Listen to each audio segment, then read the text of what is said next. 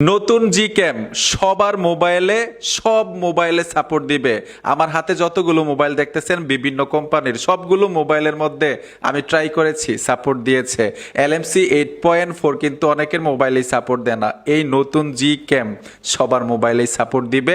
ছবি তুলবেন, আগুনের মতো হয়ে যাবে আপনার ছবিটা। মনে হবে আপনি 4 লক্ষ টাকা দামের ক্যামেরা দিয়ে ছবিটা তুলছেন। এই নতুন জি ক্যাম দিয়ে যদি ছবিটা তোলেন, মোবাইল যত কম দামি হোক না কেন আপনার মোবাইলেও এই নতুন জি ক্যাম চলবে। তো আসেন দেখে আসি। নতুন জি ক্যাম পাওয়ার জন্য আপনার ফোন থেকে একটা ব্রাউজার সিলেক্ট করবেন। সবচাইতে বেস্ট গুগল ক্রোম, উপরে সার্চ বক্স পাবেন। এখানে লিখতে হবে উইগু কাপ। লিখে দেওয়ার সাথে সাথেই এইখানে দেখুন অফিসিয়াল ওয়েবসাইট চলে আসবে। এখানে টাচ করে দিবেন। এইখানে আবার কিন্তু আরেকটা সার্চ বক্স আছে, এই অপশনে টাচ করে দিবেন। টাচ করার সাথে সাথে এখানে লিখতে হবে LMC, শুধু 6 লিখে দিবেন। LMC 6 লিখে দিলাম। লিখে দেওয়ার সাথে সাথে একটা পোস্ট চলে আসবে। এই পোস্টের উপরে এখানে ট্যাপ দিবেন। এই যে দেখুন আমি এখানে টাচ করে দিলাম। টাচ করার সাথে সাথে এইখান থেকে আপনারা নিচে চলে আসবেন। নিচে আসার পরে এইখানে দেখুন ক্লিক হেয়ার টু LMC লেখা আছে, এই অপশনটাতে টাচ করবেন। একটা জিমেইল চাইবে, ওকেতে ট্যাপ দিবেন। ট্যাপ দেওয়ার সাথে সাথেই কনফিগ ফাইলগুলো চলে আসবে এবং নতুন জি ক্যাম ক্যামেরাটা এইখানেই আপনারা পাবেন। এইখান থেকে খুব সহজেই সংগ্রহ করতে পারবেন। তো আমি কনফিগ ফাইলগুলো ডাউনলোড করে নিচ্ছি এবং নতুন ক্যামেরাটা ইনস্টল করে নিচ্ছি আমার মোবাইলের মধ্যে। আরেকটা বিষয় অবশ্যই মাথায় রাখবেন, এই কনফিগ ফাইলগুলো কিন্তু ডাউনলোড করতে হবে। কনফিগ ফাইলগুলো ছাড়া আপনি ছবি তুলতে পারবেন না মোবাইল দিয়ে। তো আমি এখান থেকে বের হয়ে আসবো, যেহেতু ইনস্টল করেছি অ্যাপ্লিকেশনটা, ওই অ্যাপ্লিকেশনে চলে যাব। অ্যাপ্লিকেশনটার উপর টাচ করার সাথে সাথে কিন্তু অ্যাপ্লিকেশনটা ওপেন হয়ে যাবে। যদি পারমিশন চায় অ্যালাউ করে দিবেন। এই যে দেখুন আমি পারমিশনগুলো অ্যালাউ করে দিচ্ছি।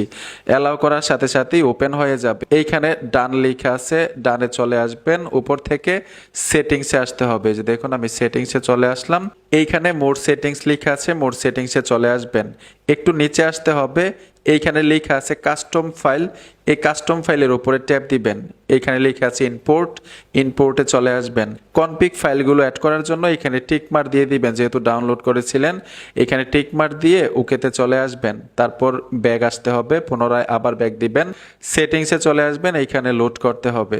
কনফিগ ফাইলগুলো লোডে টাচ করবেন। এইখানে টিক মার্ক দিয়ে দিবেন। দেখুন আমি টিক মার্ক দিয়ে দিলাম, লোডে টাচ করে দিলাম। লোড হয়ে গেল। আবার কিন্তু ক্যামেরাটা অফ হবে, ওপেন হবে।